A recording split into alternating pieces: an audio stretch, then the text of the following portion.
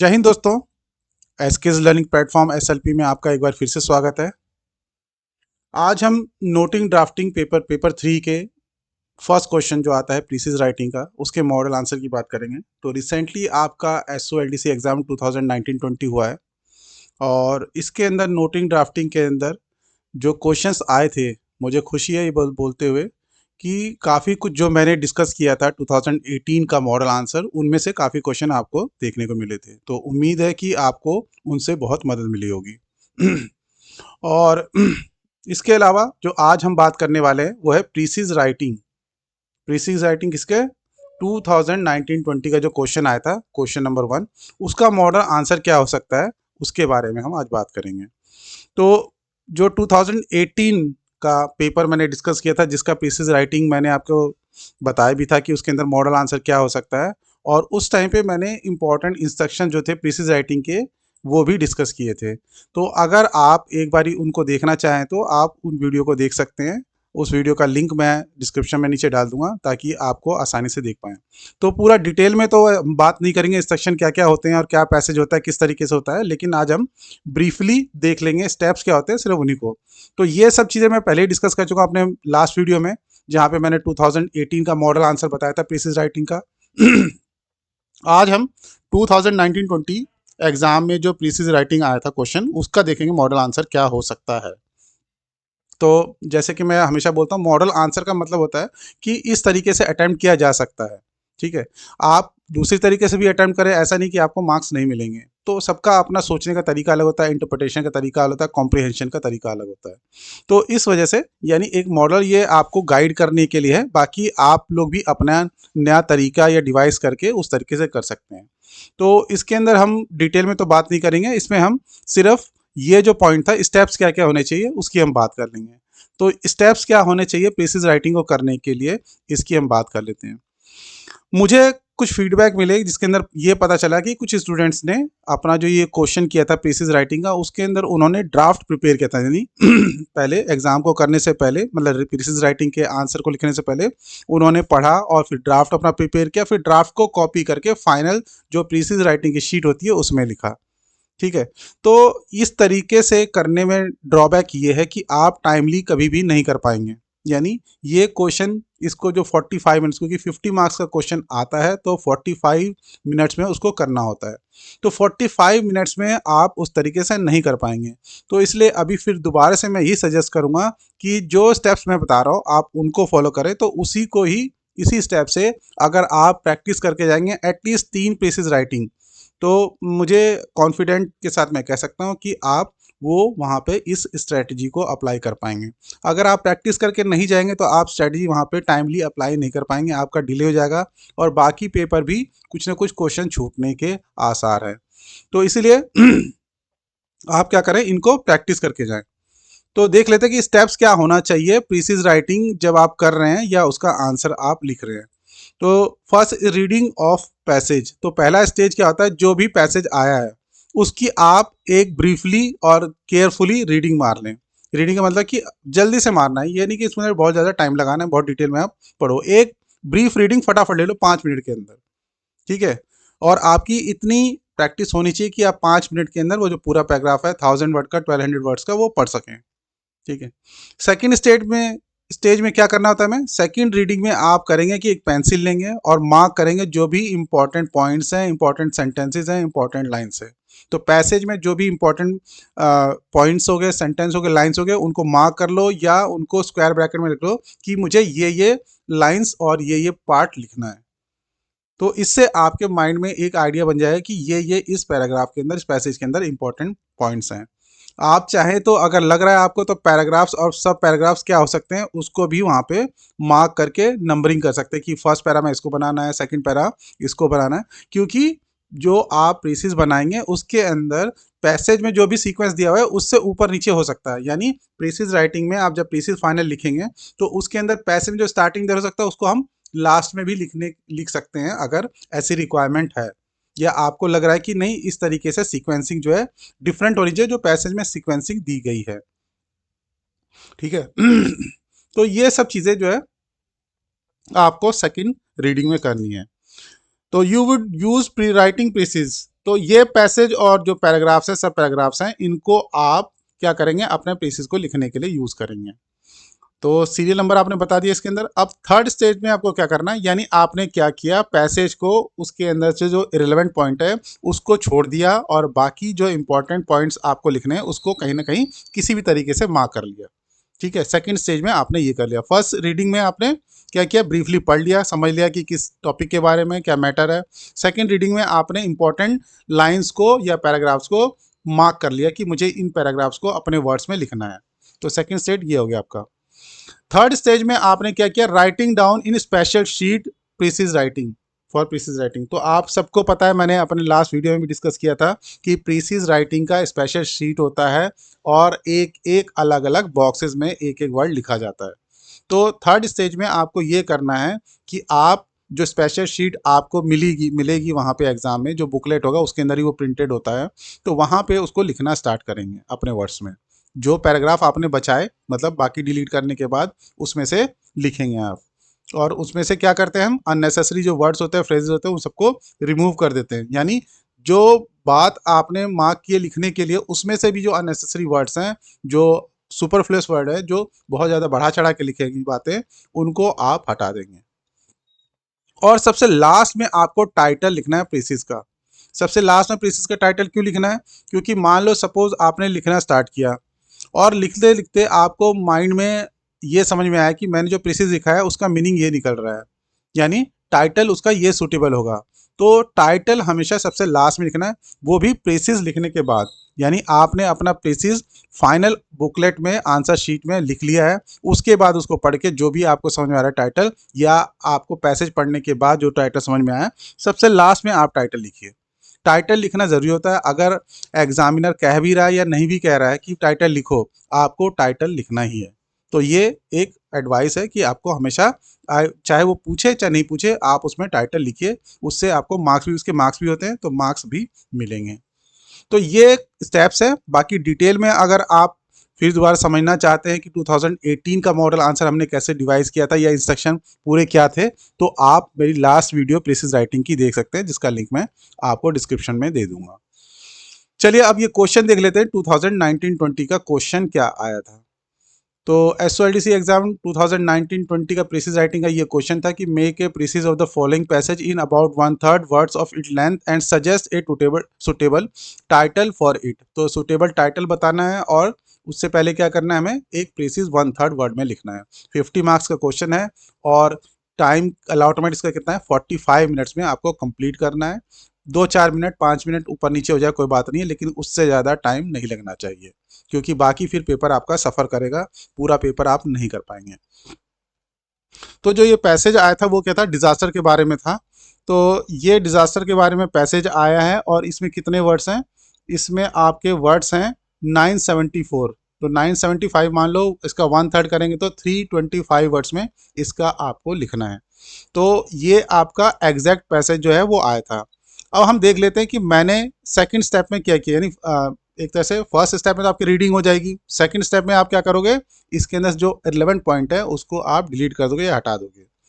तो दूसरा तरीका, एक तो ये मैंने यहाँ पे, तो क्योंकि हम वर्ड में कर रहे हैं तो इसलिए मैंने इस तरह से डिलीट करके दिखा दिया आपको, लेकिन वहाँ पे आप इस तरीके से यहाँ पे मार्क कर ले सकते हैं बॉक्सेस में या ब्रैकेट्स में कि मुझे ये लिखना है। और इंपॉर्टेंट पॉइंट को, जैसे ये डिजास्टर इज, तो इसका मतलब ये क्या है, डेफिनेशन की बात कर रहे हैं। इट कॉजेज, उससे क्या होता है उसके बारे में बात कर रहे हैं। तो इस तरीके से आप अंडरलाइन कर सकते हैं, जिससे पता चलेगा कि ये डेफिनेशन है, ये इसका कॉज बता रहा है। इस तरीके से मैंने नेचुरल डिजास्टर को अंडरलाइन कर सकते हैं वहाँ पे आप पेंसिल से। तो ये मैन मेड को, डिजास्टर को अंडरलाइन कर सकते हैं। तो इस तरीके से आपको एक माइंड में आइडिया रह जाएगा कि ऐसे ऐसे पैसेज चल रहा है और इसमें ये बातें जो है इंपॉर्टेंट है, इस तरह से डिटेलिंग है। ठीक है, तो मैंने क्या किया, इस तरीके से इसमें से जो रिलेवेंट पॉइंट्स थे उसको डिलीट कर दिया। तो वहां पे आप भी एग्जाम में यही करेंगे, या कह सकते हैं कि यहाँ से ऐसे ब्रैकेट लगा लीजिए। तो एक बार देख लेते हैं कि मैंने क्या क्या डिलीट किया है। तो ये वल्नरेबिलिटी के बारे में था। वल्नरेबिलिटी जो मुझे लगा कि इसके बारे में इतना डिटेलिंग जो है बहुत ज़रूरी नहीं है, और इसलिए इसको हटा दिया गया है। तो यहाँ पे डिजास्टर से स्टार्ट कर रहे हैं कि a disaster is a sudden calamitous event that seriously disturb the functioning of a community or society. It causes human, material, economic and environmental losses. और बाकी ये इतना जो एक्स्ट्रा दे रखा है उसकी ज़रूरत नहीं है। तो सिंपल हमें सेंटेंस बनाने हैं और अपनी लैंग्वेज में अगर बन सकता है तो अपनी लैंग्वेज में बनाना है। यानी कभी कभार ये क्वेश्चन आता है कि किसको डायरेक्ट फॉर्म में लिखना है, इनडायरेक्ट फॉर्म में लिखना है, किस फॉर्म में लिखना है, तो वो ज़्यादा नहीं सोचना है। आपको इस तरीके से लिखना है कि आपका ये जो मीनिंग जो भी पैसेज बोलता है वो कन्वे हो जाए। डायरेक्ट इनडायरेक्ट फॉर्म में आप लिख सकते हैं तो बहुत अच्छी बात है, अगर नहीं उससे सेंस बन रहा तो कोई मतलब नहीं बनता। तो आपको सिर्फ ये ध्यान देना है कि जो भी पैसेज में बात बताई गई है वो कन्वे हो रही हो। तो ये मूल मंत्र है। उसके अलावा बाकी सब चीज़ें जो है वो ऊपर नीचे, थोड़ी बहुत ऊपर नीचे हो सकती है, उससे कोई ज़्यादा फर्क नहीं पड़ेगा। तो यहाँ पे स्टार्ट किया उन्होंने एक तरह से डिजास्टर क्या था उसके बारे में बताने से, उसके कॉजेज क्या थे फिर उसको हमने ले लिया। और ये any event can be class as disaster, तो ये भी एक तरह से डिजास्टर की बात हो रही है, यानी इंट्रोडक्शन दिया जा रहा है कि डिजास्टर होगा क्या, तो इसको हमने उठा लिया। वल्नरेबिलिटी के बारे में बहुत ज़्यादा डिटेलिंग दे रखी थी और इसका यहाँ से कोई डायरेक्ट रिलेवेंस ज़्यादा लग नहीं रहा था, तो इसको मैंने छोड़ दिया। फिर उसके बाद disaster could be categorise into, तो ये कैटेगरीज क्या क्या हो सकती है उसके बारे में बताया था। तो यहाँ पे हमने कैटेगरीज को अंडरलाइन करके इसको ले लिया, मेन बात है इसके बारे में। और इसमें क्या क्या एग्जाम्पल हो सकते हैं तो वो भी यहाँ पे से लिया जा सकता है। मैन मेड डिजास्टर फिर उसके बाद डिस्कस कर रहे हैं वो, तो मैन मेड डिजास्टर के बारे में यहाँ पे हमने इसको ले लिया। फिर उसके बाद उन्होंने इसको जो कैटेगराइज किया है वो pre disaster and post disaster period के बारे में कैटेगराइज किया है।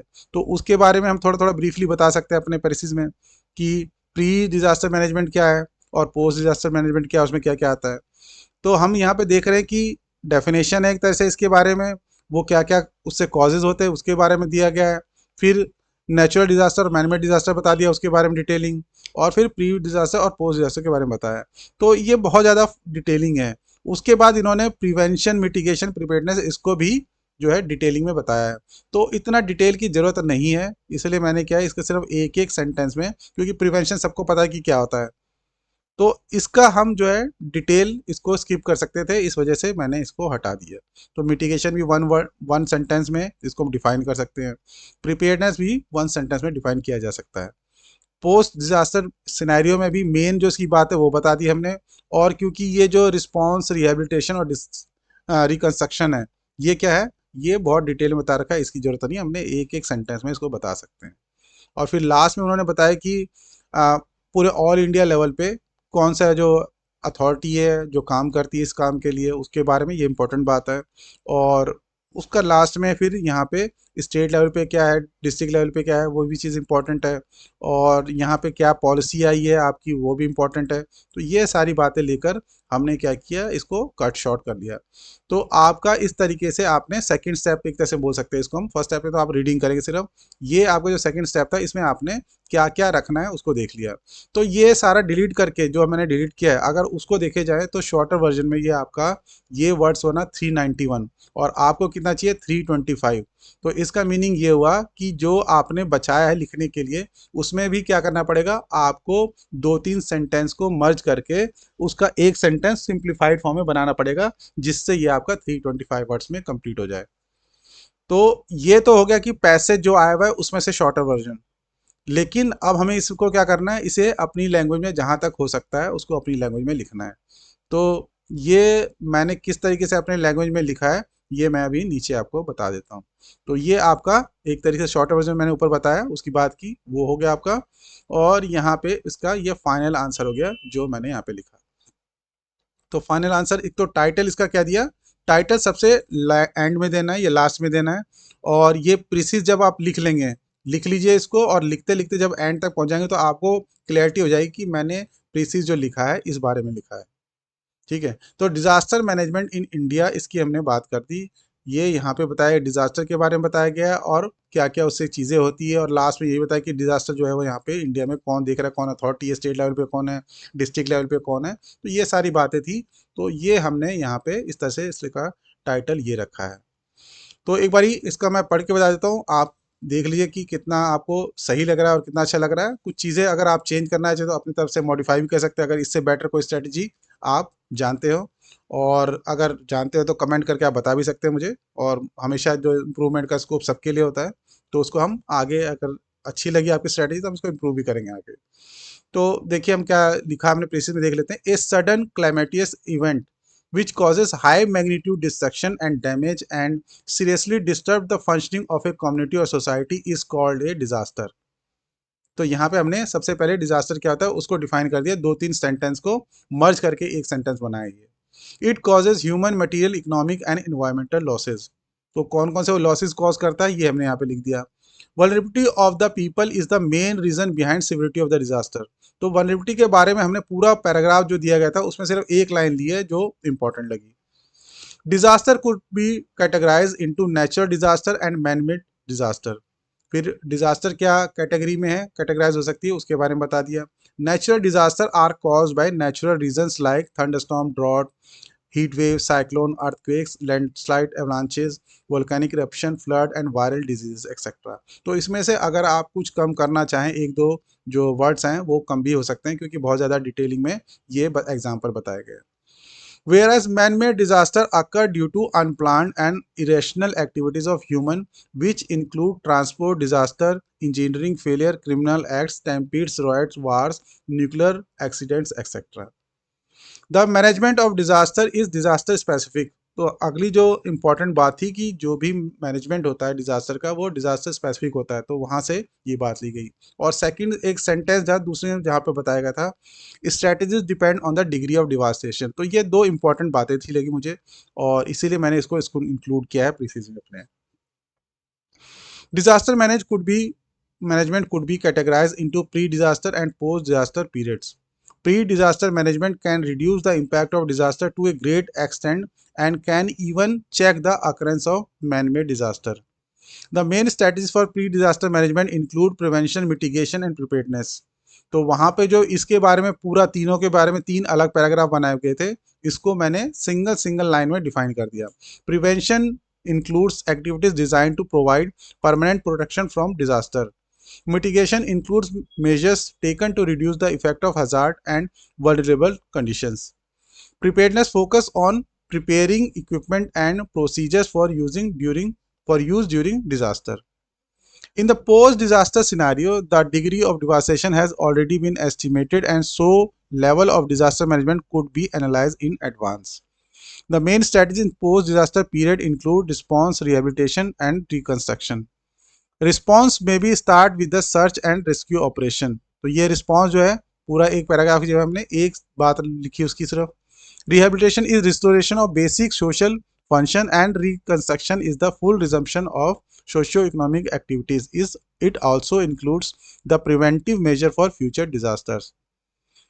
और लास्ट में जो दो तीन पैराग्राफ थे उसका सिर्फ ये निचोड़ है कि India has enacted the national policy on disaster management in 2009 to cover all aspects of disaster management. National disaster management authority NDMA is the apex body responsible for laying down policies, plans, guidelines for disaster management with state disaster management authority and district disaster management authority for the execution. NDMA has been praised for its quick response, however it has been criticized for also marginalizing the civil societies. तो ये एक तरीके से हमने कोशिश की है कि इस तरह का हम प्रेसिस वहाँ पे बना सकते थे। तो होपफुली आपको एक आइडिया मिल गया होगा एक और कि किस तरीके से वहाँ पे इसको अटेम्प्ट किया जा सकता है। और ये आपका सेकंड प्रेसिस था जो हम मॉडल आंसर लेके आए हैं। तो आपको दो ये तो मिल गए, बाकी दो तीन जो है आप जरूर प्रैक्टिस करके जाएं। रिसेंटली एग्जाम होने वाला है 14 और 15 अक्टूबर को, तो प्रैक्टिस कम से कम 3 करके जाएंगे तो इस स्ट्रैटेजी को वहाँ पे आप इम्प्लीमेंट कर पाएंगे। और ये प्रीसीज राइटिंग का जो पीडीएफ है मैं आप सबके साथ शेयर करना चाहूँगा अगर आप इंटरेस्टेड हैं, और उसके लिए कुछ कंडीशंस हैं क्योंकि जब तक आप कुछ लिखेंगे, लिख के नहीं काम करेंगे, प्रैक्टिस नहीं करेंगे तो ये चीज़ जो है इम्प्लीमेंट नहीं हो पाएगी ये स्ट्रैटेजी। तो उनको एनकरेज करने के लिए उन स्टूडेंट्स को जो सीरियस है, हार्ड वर्किंग है, उनको मैं ये पीडीएफ देना चाहूँगा ताकि वो क्या है इसको देख सके और इससे प्रैक्टिस भी कर सके जो जो मेन बातें हैं। तो ये पीडीएफ मैं आपके साथ शेयर तब करूँगा जब आप इस क्वेश्चन को, ये जो क्वेश्चन आया आपका 2019-20 का, इसको अटैम्प्ट करेंगे अपनी राइटिंग में और उसको स्कैन करके पीडीएफ में भेजेंगे प्रॉपरली। प्रॉपर का मतलब बिल्कुल नीट एंड क्लीन होना चाहिए, रीडेबल होना चाहिए और पीडीएफ भी क्लियरली बना होना चाहिए। और ये आप मुझे soldc.assignments@gmail.com पे भेज सकते हैं अगर आपका आंसर जो है इंस्ट्रक्शन के अकॉर्डिंग होगा तो मैं इस पीडीएफ की कॉपी आपके साथ शेयर करूंगा ताकि आप इसको रेफ़र कर सकें। और ये 7 दिन का टाइम आपको दिया जा रहा है इसको भेजने के लिए अटेम्प्ट करके, और जब मेरे पास रिसीव हो जाएगा आपका रिप्लाई तो उसके 7 दिन के अंदर मैं आपको इसका एक कॉपी भेज दूंगा ईमेल के द्वारा। तो ये पर्पज़ यही है कि आप इनकरेज हों अपने खुद की प्रैक्टिस करने के लिए, और होपफुली आप एक दो गलती ये नहीं करेंगे कि वहाँ पे ड्राफ्ट बनाएं। ड्राफ्ट बनाना जो है जैसे आप ड्राफ्ट बना लेते प्रीसिस का, फिर उसके जैसे कॉपी करके आप मेन बुकलेट में लिखते हैं, ये पॉसिबल नहीं है जब तक कि आपकी बहुत ज़्यादा प्रैक्टिस ना हो। तो मैं सजेस्ट यही करूँगा, स्ट्रैटेजी जो मैंने बताई है कि आप उसके अंदर से मेन मेन पॉइंट्स लेके शॉर्टर वर्जन बनाएं और उसको अपनी लैंग्वेज में लिखें। वो फिर भी टाइम लिमिट जो 45 मिनट्स का है उसमें कंप्लीट हो सकता है। तो थैंक यू वेरी मच। और ये जो 2019-20 की नोटिंग ड्राफ्टिंग की सीरीज़ है इसके अंदर और भी क्वेश्चंस लेके आएंगे, और वो क्वेश्चंस जो हमने अलग तरीके के अलग टाइप के उनको भी आपको बताने की कोशिश करेंगे। Thank you very much. जय हिंद।